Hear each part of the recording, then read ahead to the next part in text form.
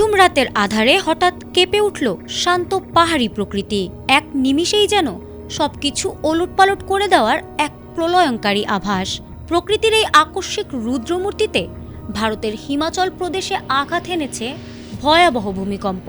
গভীর রাতে অনুভূত এই কম্পনে পুরো রাজ্য জুড়ে তীব্র আতঙ্ক ছড়িয়ে পড়েছে। ভারতের জাতীয় ভূকম্পন কেন্দ্রের তথ্য অনুযায়ী রিক্টার স্কেলে এই ভূমিকম্পের মাত্রা ছিল ৫।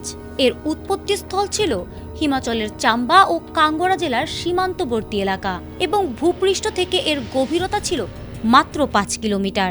উৎপত্তিস্থল অগভীর হওয়ায় রাজ্যটির চাম্বা, ধর্মশালার ডালহৌসি এবং রাজধানী সিমলা সহ বিস্তীর্ণ পাহাড়ি জেলাগুলোতে অত্যন্ত তীব্র ঝাঁকুনি অনুভূত হয়। হিমাচলের সীমানা ছাড়িয়ে পার্শ্ববর্তী পাঞ্জাব ও চণ্ডীগড় অঞ্চলেও এই কম্পন ছড়িয়ে পড়েছিল।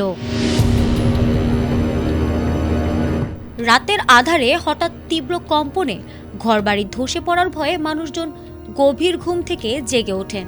জীবন বাঁচাতে মুহূর্তের মধ্যে শিশু ও বৃদ্ধদের নিয়ে আতঙ্কে খোলা জায়গায় এবং রাস্তায় নেমে আসেন হাজারো মানুষ।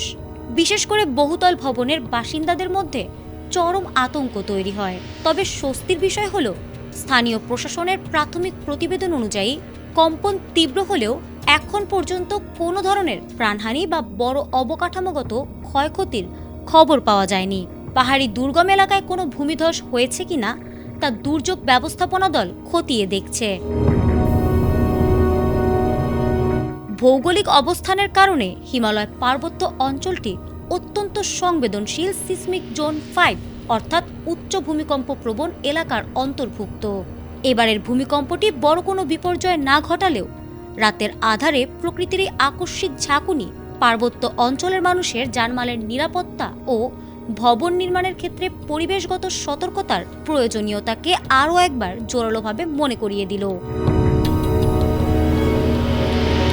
ফারহানা হক, এটিএন বাংলা।